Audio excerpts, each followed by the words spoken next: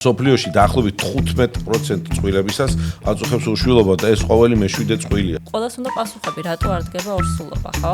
კვირაში ორჯერ, სამჯერ თუ არის სქესობრივი ურთიერთობა დაუცველი, უყურებთ 20%. როდის დგება საკითხი უშვილობის შესახებ? ყველაზე მნიშვნელოვანი არის მაინც ასაკი. ტექნოლოგიურად გამარტივა, დააჩქარა, მეტი შანსები მოგცათ.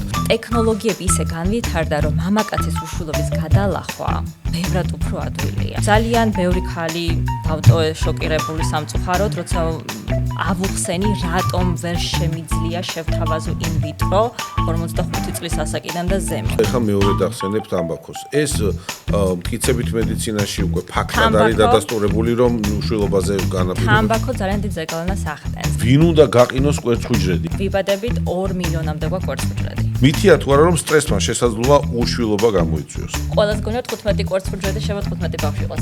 არა. ამერიკის შეერთებულ შტატებში რა არის ის აუცილებელი გენეტიკური კვლევები, რომელიც ორსულობის დადგომისთანავე უტარდება აემბრიონს. კვერცხუჯრედების მარაგი არის ამოწურვადი, ამიტომაც ჩვენ ვჩქარობთ.